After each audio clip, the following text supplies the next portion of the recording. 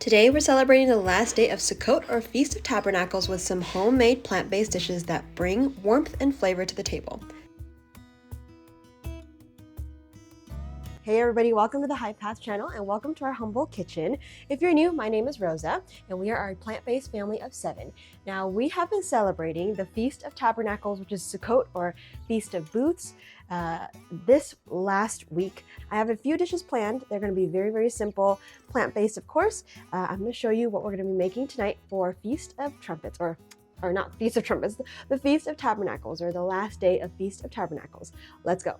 Now, as you can see, I have a bread machine here in the background.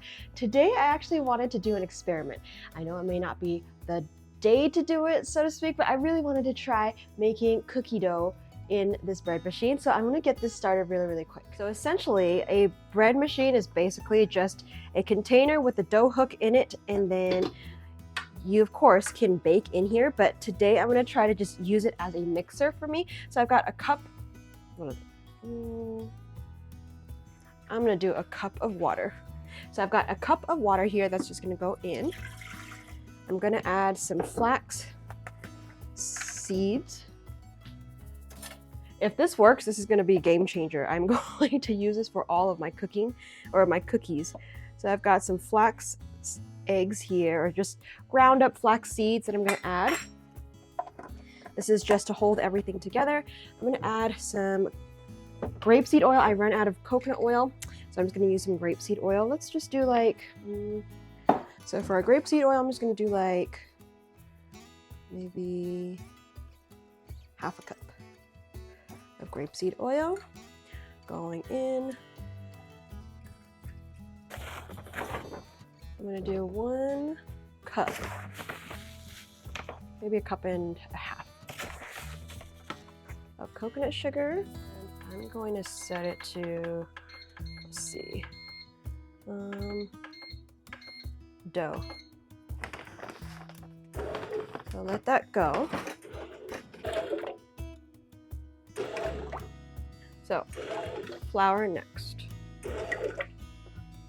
I'm going to do a cup and a half of our flour. Let's see what happens. And then I've got about a teaspoon of baking soda.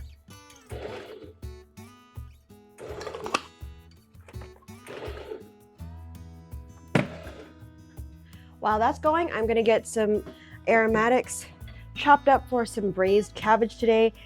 I love braised cabbage. I think it's gonna be really delicious with some purple cabbage and some just regular green cabbage. And then I'm gonna add some onions and some ginger to it as well. As you can see, it's a little bit wet, so I'm gonna add another half a cup of flour. We're gonna continue to mix this. So for this cookie dough, we're gonna go for sort of like a cinnamon cookie type thing, just to try it out. I want the cookie base to be like just a normal chewy, ooey cookie, like a chocolate chip cookie. But I don't have any more chocolate chips, so I'm gonna try it. Oh, I have some nuts though. Maybe I'll have to add some nuts. But first, I need to get this consistency of the flour or the dough right.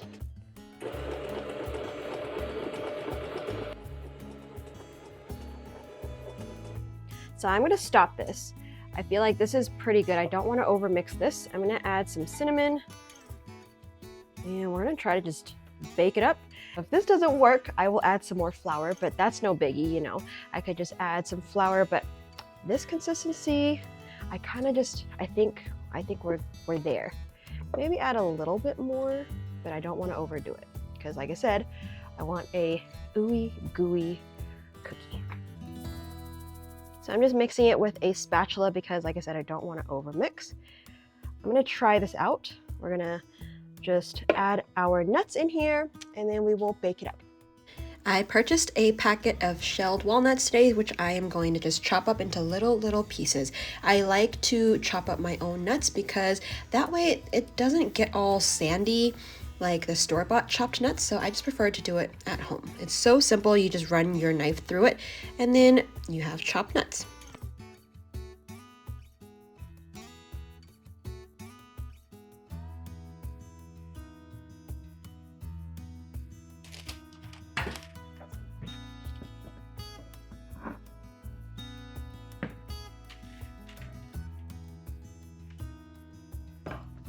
I'm gonna try one cookie first. We'll see. While we're waiting for that tester cookie to bake, we're gonna start off with our grapeseed oil and some onions. We also got some ginger in here for our braised cabbage.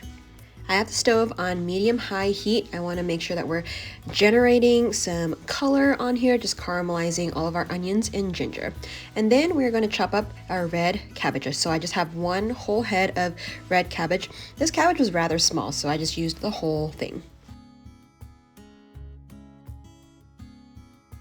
Just for a little bit of warmth and heat, we're going to add a little bit of chili flakes in here as well. I like to add this while we are toasting the onions and ginger. I forgot to add it then, but it's okay. We will add it now. I also chopped up some green cabbage that I have, about half a head. It was rather large, so we just have about half of a green cabbage and then one whole head of cabbage, red cabbage in here. For a little bit more of spice, we're adding a little bit of cayenne. Now you can definitely add garlic in here. Our store actually ran out of garlic, so I wasn't able to get it for the week, but we are using what we've got. We're gonna add a little bit of water, maybe half a cup of water, for it to slowly start to braise our cabbage.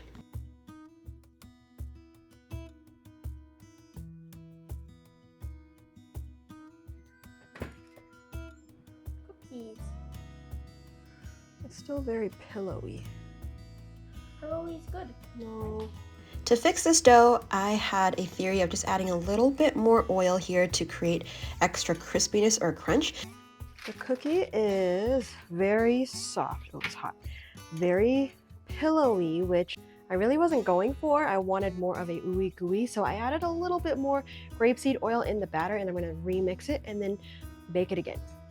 You can see this cookie dough is not your average cookie dough. The thing about using grapeseed oil is it's a little bit more liquid. So this is the cookie that it produced. It's okay. It's not as ooey gooey and crispy as I want. But we're going to continue to work on the recipe and perfect it. Next, we're working on some roasted red potatoes. I had the idea of combining sort of like a pico de gallo with a roasted potato for a roasted potato salad.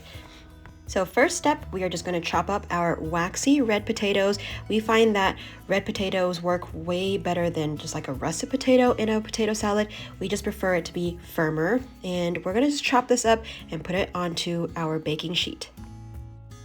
I have the oven preheating at 425 degrees Fahrenheit in the background on convection, and we are now going to season our potatoes. So I've got some grapeseed oil, some salt, of course. You want to make sure that you're seasoning it well because you want every piece of potato to be coated with salt. With the seasonings, I have some thyme here. We're going to go for some cumin in here as well, some smoked paprika, ancho chili powder, onion powder. These are our usual suspects whenever I am seasoning our potatoes. These seasonings work really, really great together.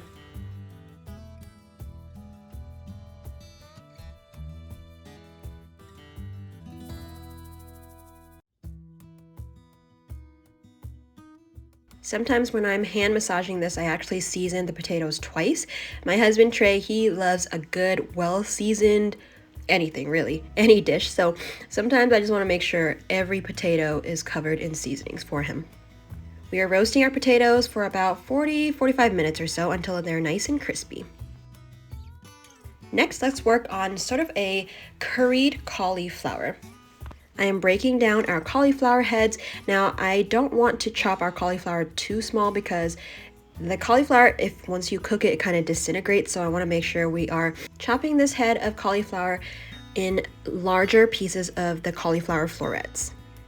In my pot here, I've already caramelized some onions, some ginger, and I also added some bell peppers in here and just sauteed it with some grapeseed oil. Now we add the florets of cauliflower. I am also adding a bag of butternut squash because I purchased it when it was on sale. I stocked up, so we have a ton of it. And it's fall, we may as well just add some orange to this dish as well. We just added some cumin powder. We're gonna add some turmeric for some yellow goldenness, some garam masala, some cardamom. This is just ground cardamom, and some salt. And let's get this sauteed and melding with all of those delicious curry flavors. For some extra redness, I wanted to add some smoked paprika in here and a little bit more oil because I want to make sure nothing is burning on the bottom of my pan, and also I want to create some crispiness on these vegetables too. You can already see that the turmeric and the paprika are doing its job. They're coating our vegetables, making this golden, beautiful color. Our cabbage has been braising for about 20-30 minutes now, and it looks like it is ready. We are going to transfer that into a pot. I want to make sure that we are also continuing to stir that cauliflower because I don't want it to burn. I don't want it to stick on my pot.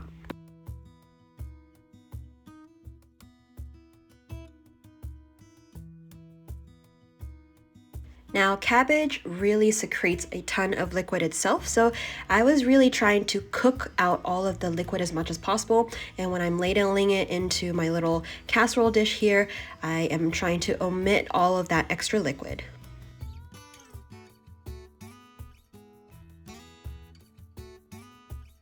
Our roasted potatoes are done. Look how golden brown and crispy they are.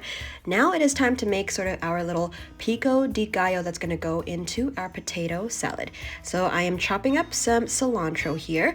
If you don't like cilantro, you can definitely go with like parsley. Parsley has a little bit more of a less of a soapy flavor. I know some of you guys don't like cilantro. Just use some parsley. You can also use some mint if you have that as well. We're also going to finely chop our tomatoes.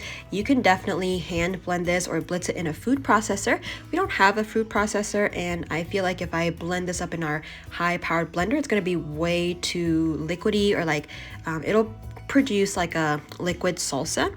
I didn't want that. I want to make sure that this pico de gallo is a little bit more chunky. And to do that, we're just going to run our knives through each and every ingredient, like our Roma tomatoes, our cilantro, and our red onions as well.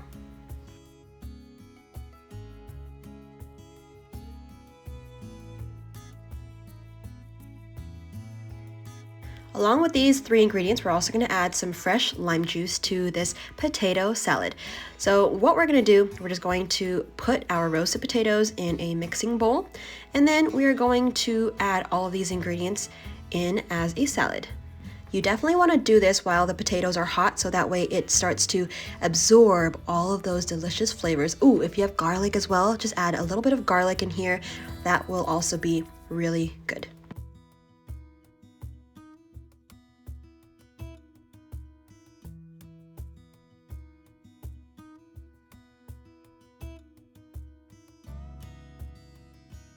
You can also add a little bit of cumin in as a seasoning as well, because you know some salsas do have some cumin. We're going to juice that lime, we're going to mix it together, and now the potatoes are absorbing all of that flavor. Once it's mixed, you can just let it sit for a little bit. We are going to serve it right away at dinner time, so you know, I'm pretty sure if you do it overnight, it will definitely absorb even more of that flavor. The only thing is when you're roasting potatoes, when you put it in the fridge, the texture of the potatoes kind of change, so just keep that in mind if you are trying to make this yourself.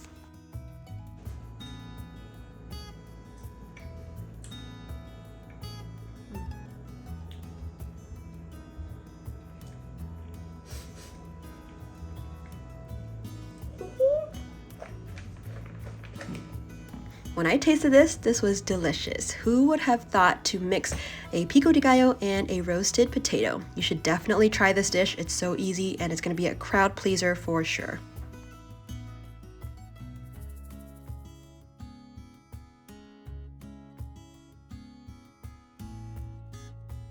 I'm going to garnish this with a little bit more greenery with some more of that chopped cilantro, and the dish is done. And now it is time to put everything together. We are going to start serving dinner for our Sukkot celebration.